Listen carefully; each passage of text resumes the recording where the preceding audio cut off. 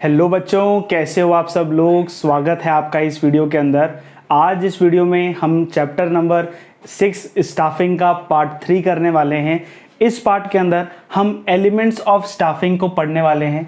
3 elements होते हैं staffing के। सबसे पहले रिक्रूटमेंट, दूसरा ट्रेनिंग एंड थर्ड सिलेक्शन। ठीक है, recruitment, selection and training and development, इन तीनों को आज इस वीडियो में हम पढ़ने वाले हैं। एंड सबसे पहले हम रिक्रूटमेंट पढ़ेंगे। ठीक है बच्चों, तो बिना किसी देरी के जल्दी से हम इस वीडियो को स्टार्ट करते हैं।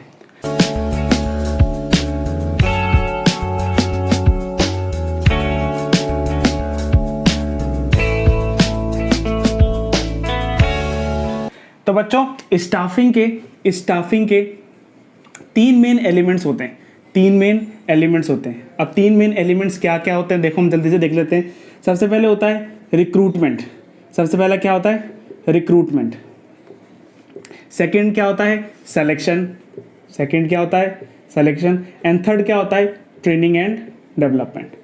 Training and development. ठीक है, ये 3 एस्पेक्ट्स होते हैं। अब आप पूछोगे सर ये 3 एलिमेंट तो हमने प्रोसेस में भी पढ़े थे एंड एलिमेंट में भी पढ़ रहे हैं, तो इसका डिफरेंस क्या है? देखो बच्चों, एलिमेंट्स क्या होते हैं?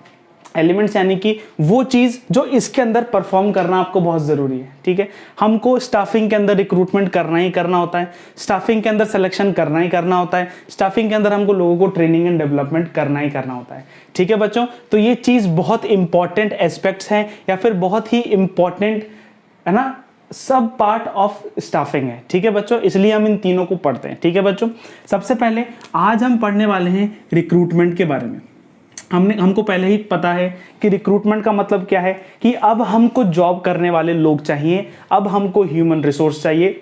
तो हम क्या करते हैं, हम ओपन कर देते हैं अपने आप को कि आओ और हमारे पास अपनी एप्लीकेशन को आप सबमिट कराओ, आपके रेज्यूमे को दो। देखो रेज्यूमे क्या होता है? रेज्यूमे एक डॉक्यूमेंट है जहाँ पे आपके बारे में लिखा होता है। देखो जब आप फ्यूचर में जाके कोई जॉब करोगे, आप अपने रेज्यूमे को बनाओगे। रेज्यूमे मतलब उसमें आपका नाम है ना, आपका डेट ऑफ बर्थ, आपका जेंडर, ठीक है ना, आपने कितना पढ़ाई किया है, कितना एक्सपीरियंस आपको है, किस जॉब के लिए आप ढूंढ रहे हैं, ठीक है, क्या क्या स्किल्स आपके पास हैं, क्या क्या क्वालिफिकेशन आपके पास हैं, तो वो सब चीज़ उस रेज्यूमे में लिखा होता है। तो रेज्यूमे को हम कहाँ भेजते हैं? जो कंपनी का एचआर होता है, यानी कंपनी का ह्यूमन रिसोर्स डिपार्टमेंट का जो व्यक्ति होता है, ह्यूमन रिसोर्स मैनेजर होता है, उसको हम हमारा रेज्यूमे भेजते हैं एंड हम उसको हमारी एप्लीकेशन सबमिट करते हैं कि सर और मैम, मैं इस कंपनी के साथ काम करना चाहता हूँ, क्योंकि मेरे पास ये क्वालिफिकेशन है, तो आप मेरा रेज्यूमे को सबमिट कर लीजिए। तो ये क्या होता है? इस प्रोसेस को हम क्या बोलते हैं? रिक्रूटमेंट। रिक्रूटमेंट क्या होता है? एक पॉजिटिव प्रोसेस है जिसके अंदर बहुत सारी एप्लीकेशन कंपनी के पास आ जाती है एंड कंपनी उनको प्रोसेस करती है आगे। तो रिक्रूटमेंट के बारे में आपको पता है, मैंने आपको बता दिया है। देखो रिक्रूटमेंट करने के सोर्सेज होते हैं, रिक्रूटमेंट करने के सोर्सेज होते हैं जिनको हम क्या बोलते हैं? Sources of recruitment.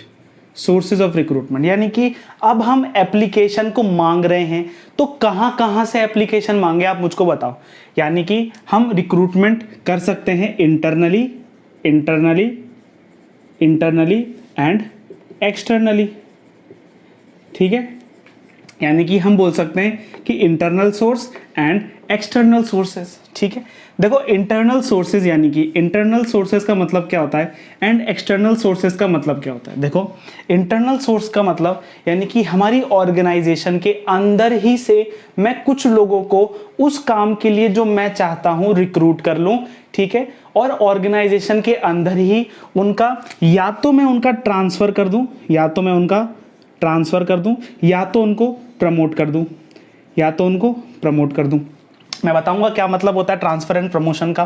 ठीक है, या तो मैं अपनी ऑर्गेनाइजेशन के अंदर से ही लोगों को लेकर उस पोजीशन पे फिल कर दूं, या तो मैं उस ऑर्गेनाइजेशन के बाहर से एप्लीकेशंस को रिसीव करूं। वो क्या होता है? एक्सटर्नल। ऑर्गेनाइजेशन के अंदर ही मैं लोगों को यहां से उठा के यहां पे प्लेस कर दूं, यहां से उठा के यहां पे प्लेस कर दूं। ठीक है बच्चों, तो उसको बोलते हैं हम इंटरनल, एंड बाहर से एप्लीकेशन को रिसीव करना एक्सटर्नल। ठीक है बच्चों, अब इंटरनल में 2 मेजर चीजें हैं। सबसे पहले ट्रांसफर एंड दूसरा प्रमोशन। देखो क्या होता है, मान लो आप अभी क्लास 12th में हो, आप class 12th commerce section B में हो। मान लो आप सेक्शन बी के अंदर हो और आपने क्या कर रखा है, सेक्शन बी के अंदर बहुत तबाही मचा रखी है, सारे टीचर्स को परेशान कर रखा है, ठीक है। तो टीचर ने क्या किया, आपको क्लास 12th सेक्शन बी से आपको ट्रांसफर कर दिया कौन से सेक्शन में, सी सेक्शन में। यानी कि आपको क्या कर दिया, ट्रांसफर कर दिया। रहोगे अभी भी आप क्लास 12th में, रहोगे अभी भी आप उसी स्कूल के अंदर, लेकिन आपका क्या हो गया, यहाँ पे ट्रांसफर हो गया, एक सेक्शन से दूसरे सेक्शन के अंदर आपका ट्रांसफर हो गया, ठीक है बच्चों। लेकिन प्रमोशन का मतलब क्या होता है, पहले आप एक सुपरवाइजरी लेवल पे काम कर रहे थे, आप सुपरवाइजरी लेवल पे काम कर रहे थे, यानी कि आप कौन से लेवल ऑफ मैनेजमेंट में थे, बॉटम लेवल ऑफ मैनेजमेंट में काम कर रहे थे। लेकिन क्या हुआ, आपकी ऑर्गेनाइजेशन ने ये महसूस किया कि आपको बहुत अच्छा काम आता है, आपके अंदर स्किल्स बहुत अच्छी है, तो आपको उस लेवल से उठा के उन्होंने मैनेजरियल लेवल पे रख दिया, यानी कि आपको मिडिल लेवल पे रख दिया, यानी कि आपको सुपरवाइजरी लेवल से उठा के आपको मिडिल लेवल पे रख दिया।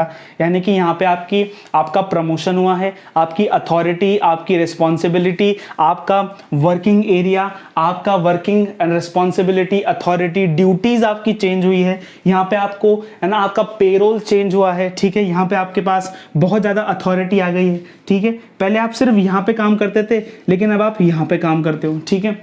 ये वही है, पहले आप क्लास 12th सेक्शन बी के बच्चे थे, लेकिन अब टीचर ने क्या किया, आपको क्या कर दिया, प्रमोट करके हेड बॉय बना दिया, ठीक है।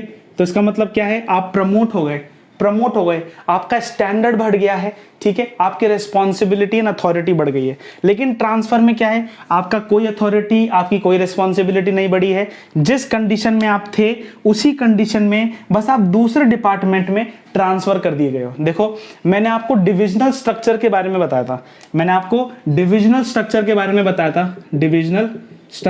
बताया था, मुझे बताओ यहाँ पे प्रोडक्ट है, एक तो ब्यूटी कॉस्मेटिक्स के प्रोडक्ट्स हैं एंड दूसरे एफएमसीजी के प्रोडक्ट हैं। ब्यूटी प्रोडक्ट में मान लो एडवर्टाइजमेंट डिपार्टमेंट है, फाइनेंस डिपार्टमेंट है, प्रोडक्शन डिपार्टमेंट है। यहाँ पर भी एडवर्टाइजमेंट डिपार्टमेंट है, फाइनेंस डिपार्टमेंट है एंड प्रोडक्शन डिपार्टमेंट है, ठीक है। इस ऑर्गेनाइजेशन ने क्या किया, आप एडवर्टाइजमेंट डिपार्टमेंट में काम करते थे, ठीक है। पता चला यार यहाँ पे ओवर स्टाफ्ड है, यहाँ पर ओवर स्टाफ है, तो क्या करते हैं, एक स्टाफ को यहाँ से उठा के यहाँ एडवर्टाइजमेंट डिपार्टमेंट में डाल देते हैं। तो उसका मतलब क्या हुआ, आपका ट्रांसफर हुआ। लेकिन यहीं पर ऑर्गेनाइजेशन सोचती कि एडवर्टाइजमेंट डिपार्टमेंट में काम करता है, ऐसे करते हैं इसको एडवर्टाइजमेंट डिपार्टमेंट का हेड बना देते हैं। क्या बना देते हैं, हेड बना देते हैं। तो यहाँ पे आपका क्या हुआ, प्रमोशन हुआ। देखो, वेकेंट कंडीशन थी डिपार्टमेंटल हेड की, और कहां से लिया गया, विद इन एन ऑर्गेनाइजेशन लिया गया। तो यानी कि कौन सा सोर्स हो गया, इंटरनल सोर्स, जिसके अंदर ट्रांसफर एंड प्रमोशन आ गया है। जल्दी से हम इंटरनल सोर्स का मेरिट एंड डीमेरिट देख लेते हैं। पहले मोटिवेशन देखो, अगर आप एम्प्लॉयज़ का ट्रांसफ़र एंड प्रमोट करोगे एम्प्लॉयज़ को, जैसे ही छोटे लेवल से एम्प्लॉय बड़े लेवल पे प्रमोट होता है तो अंदर मोटिवेशन आता है, उसको लगता है कि नहीं यार, मैनेजमेंट मुझ पे भरोसा रखता है ना, इसलिए मुझे प्रमोट कर रहा है, इसलिए मुझे हेड ऑफ द डिपार्टमेंट है ना प्रमोट कर रहा है, या फिर कोई से भी लेवल पे डेवलप कर रहा है, प्रमोट कर रहा है, तो इसका मतलब डिपार्टमेंट मेरे पे बहुत भरोसा रखता है। तो ये जो फीलिंग होती है ना, वो एम्प्लॉयज़ को बहुत मोटिवेट करती है, ठीक है, काम करने के लिए। दूसरा कॉस्ट इफेक्टिव होता है। देखो, जब न्यू एम्प्लॉय को हम ट्रेन करते हैं, सेलेक्ट करते हैं, रिक्रूट करते हैं ना, तो जो इसका प्रोसेस है ना, पहले तो बहुत ज़्यादा है ना टाइम लगता है एंड दूसरा कॉस्ट लगती है, ठीक है। हमको उनको ट्रेन करना होता है, ठीक है ना, हमको एक प्रॉपर सॉफ्टवेयर में उनके रेज्यूमे डालने होते हैं, सॉफ्टवेयर रेज्यूमे इसको चेक करता है, ठीक है, हमको सबसे बात करना होता है, सबको बुलाना होता है, इंटरव्यू लेना होता है, ठीक है। तो यहाँ पर वो दिक्कत नहीं है, टाइम यहाँ पे कम लगता है एंड कॉस्ट इफेक्टिव है। तीसरा, सिंपल एंड फास्ट है। देखो, मैंने ये बात कवर कर ली, फास्ट है, ठीक है, एंड सिंपल टास्क है, ठीक है। इसमें कोई भी हार्ड एंड फास्ट आपको स्क्रीनिंग करने की जरूरत नहीं है, कोई सिलेक्शन टेस्ट, एप्टीट्यूड टेस्ट वगैरह इन सब टेस्टों की जरूरत नहीं है, सिंपल प्रोसेस है, ठीक है। ये बंदा over the period of time अच्छा काम करता हुआ आ रहा है, तो हम क्या कर देते हैं, वेकेंट पोजीशन है एक हेड ऑफ द डिपार्टमेंट की, ये एम्प्लॉय अच्छा काम कर रहा है, ठीक है, इसको एम्प्लॉय से उठाकर हमको यहाँ पर हेड ऑफ द डिपार्टमेंट इसको यहाँ पे बना देना है, ठीक है बच्चों। तो ये क्या है, सिंपल टास्क है। फोर्थ है, सरप्लस कैन बी ट्रांसफर। जैसे मैंने आपको बताया कि अगर कहीं पर ओवर स्टाफ है तो वहां से लोगों को हम निकाल के वहां भेज सकते हैं उस डिपार्टमेंट में जहां पे जो स्टाफ है वो क्या है, अंडर स्टाफ है, ठीक है बच्चों। फिफ्थ है कि परफॉर्मेंस इंक्रीज करता है। परफॉर्मेंस इंक्रीज कैसे करता है? जब एक व्यक्ति मोटिवेटेड रहेगा ना काम करने के लिए, उसको अच्छा लगने लगेगा काम। देखो मुझे बताओ, अगर आपको क्लास का मॉनिटर बना दे या फिर पूरे स्कूल का हेड बॉय बना दे तो आपको क्या लगेगा? आपको लगेगा कि नहीं, मेरे टीचर्स ने मुझ पर भरोसा किया है तो मैं कोई सा भी गलत काम नहीं कर सकता, ठीक है, कोई भी गलत हरकत नहीं कर सकता, मुझे स्कूल का करिकुलम एंड डिसिप्लिन मेंटेन करके रखना है एंड जो प्रिंसिपल एंड टीचर बोलता है उसको मुझे करना है, ठीक है। तो आपको अच्छा लगेगा काम करने के लिए, आपकी परफॉर्मेंस बढ़ेगी, आप पढ़ाई पे और फोकस करोगे, आपको लगेगा कि नहीं, मुझे मेरे स्कूल को रिप्रेजेंट कर रहा हूं मैं, ठीक है, तो मैं एक अच्छी तरीके से, है ना, उसको प्रेजेंट कर रहा हूं, ठीक है बच्चों। देखो लेकिन इसके डीमेरिट क्या हैं? डीमेरिट यानी कि इसकी दिक्कतें क्या हैं? जब हम इंटरनली ही लोगों को रिक्रूट करना चालू कर देते हैं ना, तो क्या होता है, कोई फ्रेश टैलेंट नहीं होता, कोई फ्रेश टैलेंट नहीं होता। यहाँ पे फोर्थ पॉइंट लिख दो, नो फ्रेश टैलेंट। कोई फ्रेश टैलेंट ऑर्गेनाइजेशन में नहीं आ रहा होता, ठीक है। वही दिमाग, वही बंदा हेड बन जाता है, वही बंदा उस डिपार्टमेंट का हेड बन जाएगा, यानी कि कोई फ्रेश टैलेंट नहीं है, ठीक है, कोई फ्रेश टेक्नोलॉजी नहीं आ रही। देखो कभी कभार क्या होता है, जब न्यू एम्प्लॉइज ऑर्गेनाइजेशन में आते हैं तब वो टेक्नोलॉजी को, ठीक है, खुद के एक्सपीरियंस को, ठीक है, खुद की एक अलग, है ना, स्किल सेट लेकर आते हैं। लेकिन वो नहीं होगा यहाँ पे, अगर इंटरनल सोर्सेज होंगे तो वो चीज़ नहीं होगी, तो कोई फ्रेश टैलेंट नहीं है, ठीक है। कंपटीशन भी कम रहेगा, सबको पता है कि भाई ठीक है वो बंदा यहीं से ऊपर आया है, ठीक है, इसके साथ क्या कंपटीशन करना है, इसको तो आराम से, है ना, अपने भाई बंधु के हिसाब से रखो। लेकिन अगर बाहर का बंदा कोई मैनेजर बनेगा ना, तो जो दूसरा मैनेजर होगा ना, वो कंपटीशन रखेगा इससे, वो क्या हो जाएगा, कॉम्पिटिटिव हो जाएगा इससे कि अच्छा तू ऐसा काम कर रहा है तो मैं भी काम करूंगा ज़्यादा, मैं भी बहुत अच्छा काम करूंगा, ठीक है। क्या होता है, कभी कभार हम ज़्यादा ट्रांसफ़र कर देते हैं ना, ज़्यादा हम ट्रांसफ़र कर देते हैं तो उससे प्रोडक्टिविटी कम हो जाती है, मुझे बताओ, एक महीने के अंदर आपको सेक्शन बी में डाल दूँ, फिर वहाँ पे जैसे ही आपका रिलेशन लोगों से बनना चालू होता है मैं आपको सेक्शन सी में डाल दूँ, जैसे ही वहाँ पे आप सेट होते हो मैं आपको सेक्शन डी में डाल दूँ, ठीक है, आपकी स्ट्रीम चेंज करवा दो, तो क्या होगा, आपकी प्रोडक्टिविटी कम होगी, आपका पढ़ाई पे ध्यान तो कम लगेगा, लेकिन उस ट्रांसफर के प्रोसीजर पे और उसका सब कुछ, है ना, मैनेज करने में आपका सारा टाइम चला जाएगा, ठीक है। देखो थर्ड है अदर्स गेट डिस्करेज्ड। क्या होता है मुझे बताओ, आप जैसे 5 लोग काम कर रहे थे, लेकिन मैनेजमेंट ने आपको ही क्यों चुना भाई साहब? क्यों?